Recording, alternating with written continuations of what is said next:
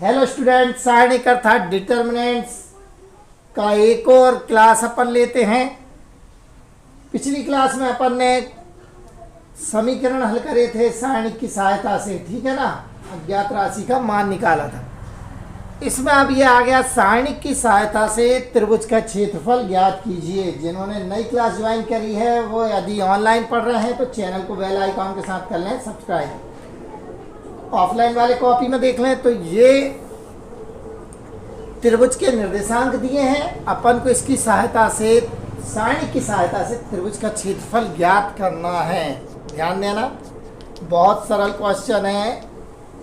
समझने के लिए अपन ये चित्र ड्रॉ कर सकते हैं। ए बी सी, ए के निर्देशांक हो गए 2, 6, बी के हो गए ऋण 4, 2 और सी के हो गए 3, ऋण 1। इस त्रिभुज का क्षेत्रफल सारणिक से ज्ञात करना। तो ये x1 y1, ये x2 y2 और ये x3 y3 ये निर्देशांक लिख लिए। त्रिभुज ए बी सी लिख दे रहे हैं अपन का क्षेत्रफल। क्या है formula? 1/2 सारणिक x1 x2 x3 column में y1 y2 y3 और 1 1 1 आया। ये समझ में लिखवाया। ये पहले मैंने सूत्र में जब पहली क्लास सूत्र लिखे जिसमें त्रिभुज का क्षेत्रफल अपन को लिखना x1 x2 x3 तो क्या हो जाएगा 2 ऋण 4 3। डायरेक्ट भी कर सकते हैं। ये पहले वाले पूरे 2 ऋण 4 3, फिर ये सेकंड वाले 6 2 ऋण 1, ये आ गया 6 2 -1, ये 6 2 -1 और फिर ये 1 1 1। इसको सॉल्व कर लो। क्या कर देंगे? इसका प्रसार। ये हो गया 1/2। प्रसार करना है तो काय के सापेक्ष, पहले 2 के सापेक्ष। तो ये कॉलम और ये रो गायब करना है। सिखा चुका हूँ पहले पूरा। 2 एकम 2 और ऋण लगाकर ऐसा गुणा। काय के सापेक्ष कर रहे हैं 2 के सापेक्ष। तो पहले आ गया ये 2 एकम 2, ऋण लगाकर ऐसा गुणा। तो ऋण में ऋण का गुणा धन 1 एकम 1, ये धन 1। ये धन 1 समझ में आ गया कि नहीं ये बताओ? आ गया ना। 2 एकम 2 और बीच में लगता है ऋण है और ये ऋण 1, 1 एकम 1 होता ऋण 1। ऋण में ऋण का गुणा क्या हो गया? धन। फिर ये सेकंड 6, यहाँ माइनस लगता है तो -6 के सापेक्ष। इसके सामने का ये कॉलम और ये रो गायब। ये गायब करें तो ये बच रहा ऋण 4 1 3 1। करो गुणा। पहले ऐसा ऋण 4 और फिर ऋण लगाकर ऐसा तो ऋण 3, ऋण 4 ऋण 3, ऋण 4 एकम ऋण 4 3 एकम 3, ऋण 4 और यहाँ ऋण का निशान रहता और ये 3। थर्ड खोलेंगे काय के सापेक्ष 1 के। तो 1 में क्या क्या आ रहा, क्या क्या गायब करना आपको? ये वाली कॉलम और ये रो। ऋण 4 में ऋण 1 का गुणा धन 4 ऋण 6, धन का 4 ऋण का 6। ये हो गया। बोलो आया समझ में? 1/2 2 2 और 1 कितने हो गए? 3, ऋण के 6, ऋण 4 और ऋण 3 कितने बन गए? ऋण के 7। समान चिन्ह की संख्या क्या होती है? जुड़ती है। 1 6 में से 4 गया, क्या बचेगा? 2 काय का ऋण का, बड़ी संख्या का आ गया चिन्ह। 1/2 गुणा कर लो 6, ऋण में ऋण का गुणा क्या बन गया? धन। 6 7 42, ठीक है ना। और ये धन में ऋण का गुणा क्या हो गया? ऋण। 1 दूनी क्या हो गया? 2। 1/2 6 में से 2 गए, कितने बचे आपके? 4। या ऐसा कर लो 42 6 48 में से 2 गए, कितना बचेगा? ये 46। कोई दिक्कत? 2 से कट रहा, कितनी बार जाएगा ये आ गया 23 वर्ग इकाई। बोलो ये समझ में आया कि नहीं? वर्ग इकाई लिखना है त्रिभुज का क्षेत्रफल। तो कोई दिक्कत? ये आ गया समझ में? नोट करो इसे, सरल है ये, समझ में आ गया होगा। नोट करो। चलिए अगला क्वेश्चन लेते। 2 7 1 1 10 8 शीर्षों से निर्मित त्रिभुज का क्षेत्रफल सारणिक विधि से ज्ञात कीजिए। ये दिया है, आप लोग करके बताएं इसे। जो ऑनलाइन देख रहे हैं वे पॉज कर ले। पॉज करने के बाद इसे सॉल्व कर लें और जब मैं सॉल्व करूंगा उसे मिला लेना। आप लोग करके बताओ अभी।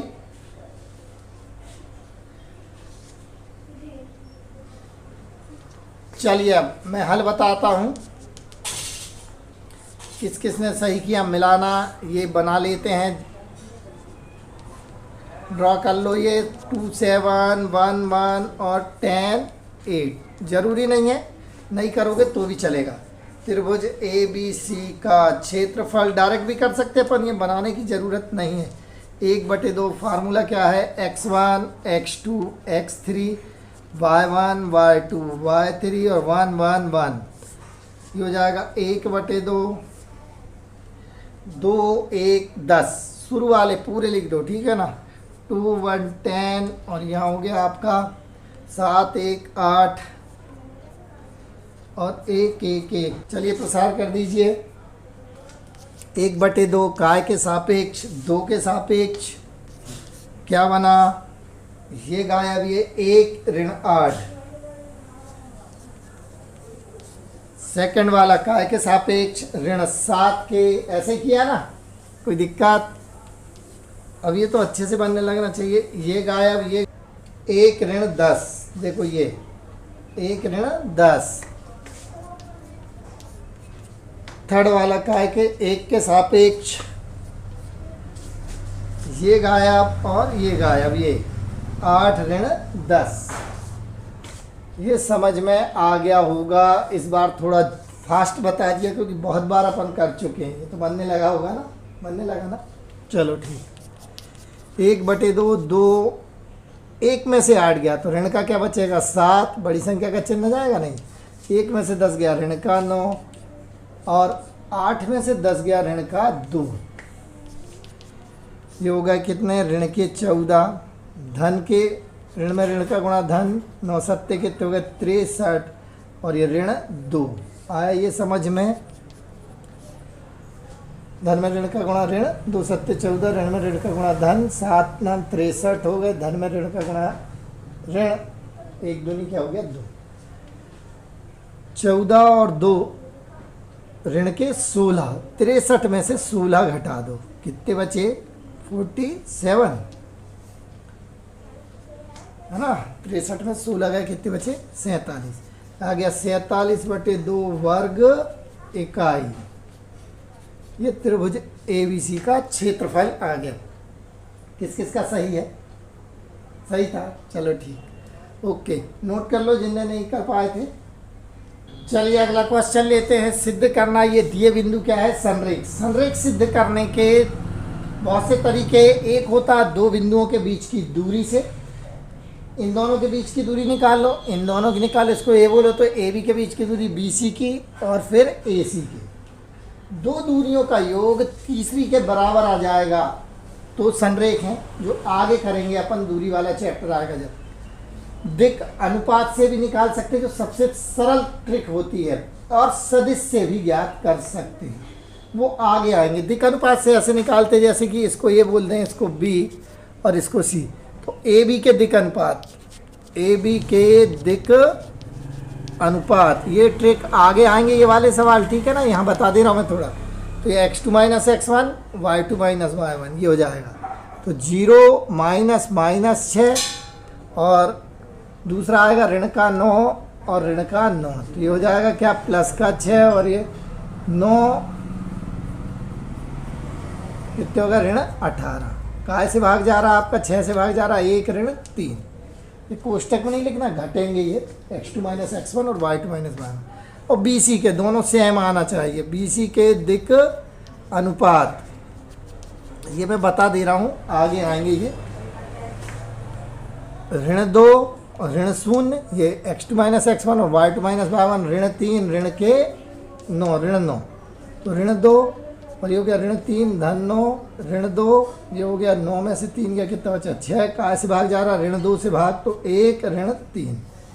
ये और ये सेम आ गए, चूँकि AB के दिक् अनुपात और BC के दिक् अनुपात समान है, ठीक है ना।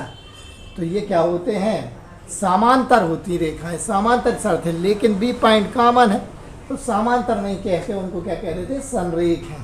ये तरीका है, तो ये तो बाद में पढ़ेंगे, मैंने अभी यहाँ बता दिया। वैसे अब अपन को संरेख सिद्ध करना है सारणिक से। तो सारणिक से संरेख मैंने बताया ना, एक दूरी के सूत्र से हो सकता है, दिक् अनुपात से हो सकता है, सदिश से हो सकता है, और ये सारणिक से। तो सारणिक से अपन को संरेख सिद्ध करना है, तो इसको A बोल देते हैं, इसको B बोल देते हैं, और इसे क्या बोल दिया अपन ने, C। तो त्रिभुज का क्षेत्रफल क्या आना चाहिए, 0। देखो ध्यान देना, त्रिभुज का क्षेत्रफल निकल आया, मतलब त्रिभुज की डेफिनेशन क्या है? तीन असंरेख बिंदुओं से बनी आकृति क्या कहलाती है? त्रिभुज। अब ये संरेख होगा यदि तीनों, तो त्रिभुज बन नहीं सकता, अर्थात त्रिभुज का क्षेत्रफल क्या है? शून्य।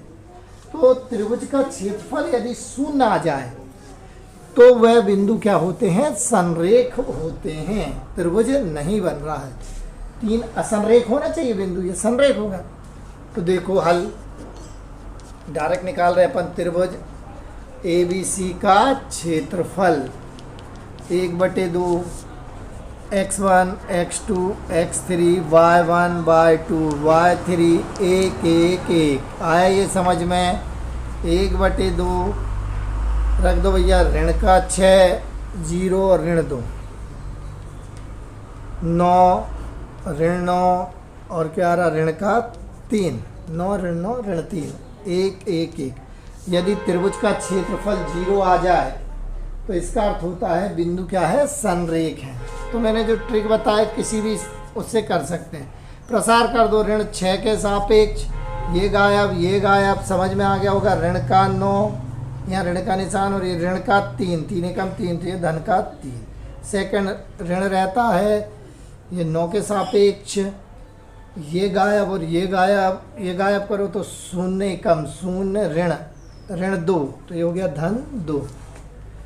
फिर काय के सापेक्ष? 1 के सापेक्ष, तो ये गायब ये हो गया 0, यहाँ ऋण का निशान, ऋण में ऋण का गुणा धन 2 नाम 18 धन 18 और ये ऋण लगाइए ऑलरेडी अपने सूत्र का।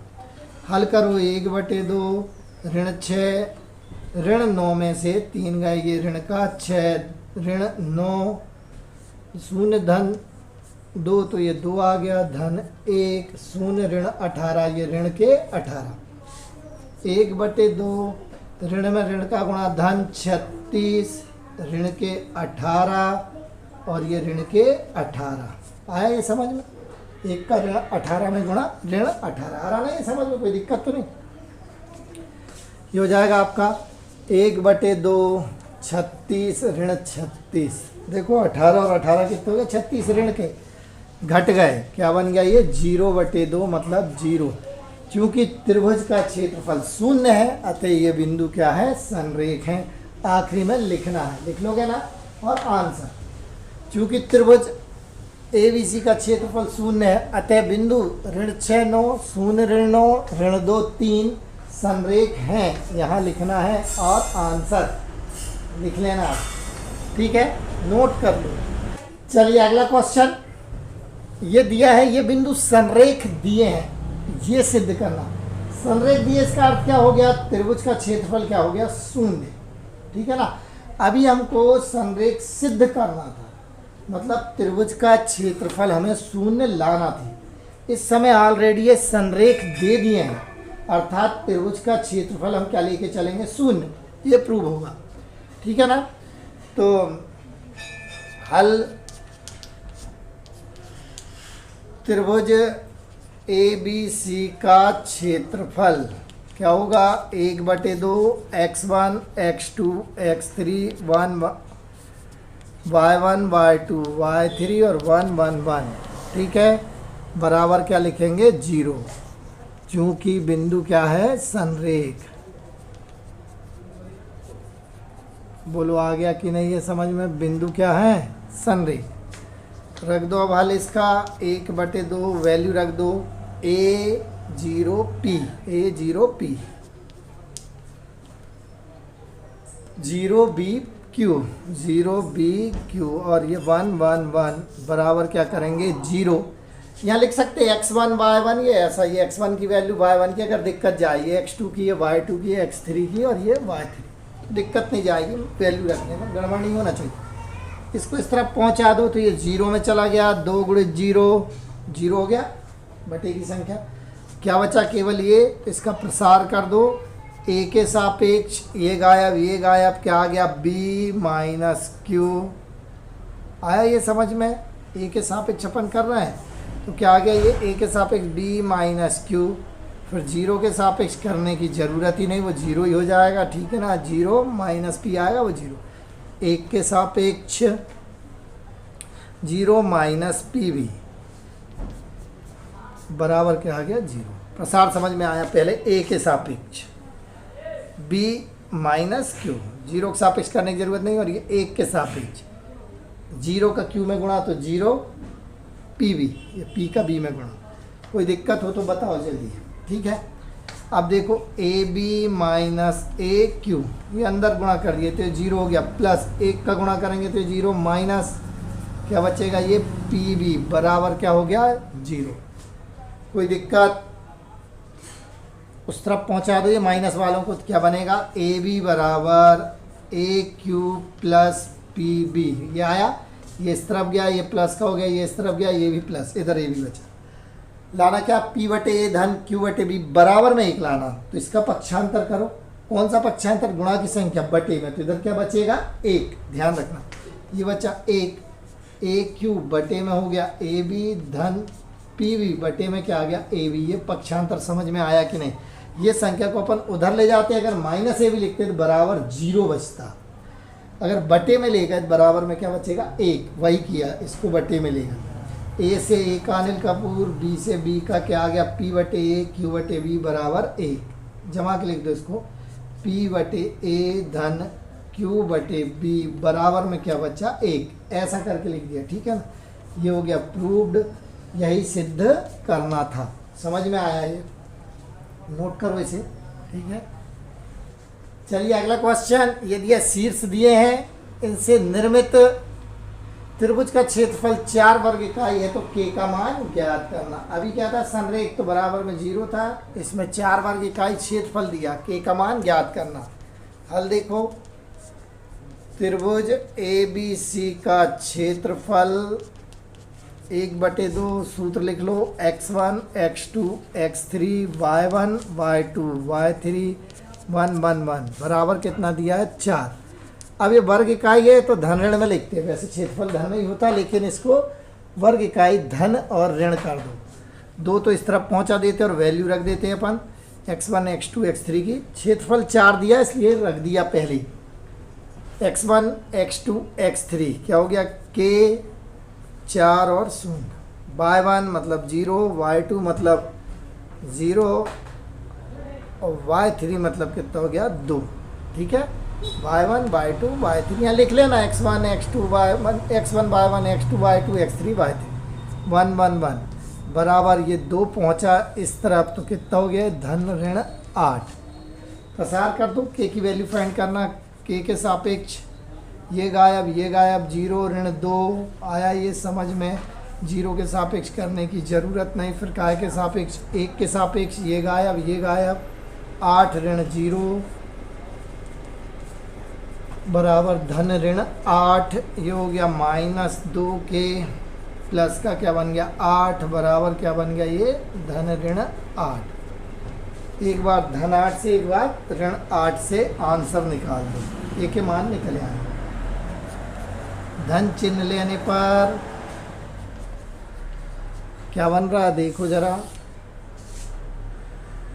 2 के धन 8 ऋण का 2 के है ना बराबर क्या हो गया धन 8, धन लिया, ये इस बार करो ऋण 2 के बराबर 8 ऋण 8, ऋण 2 के बराबर क्या आ गया 0 के बराबर क्या आ गया 0 बटे ऋण 2 मतलब 0।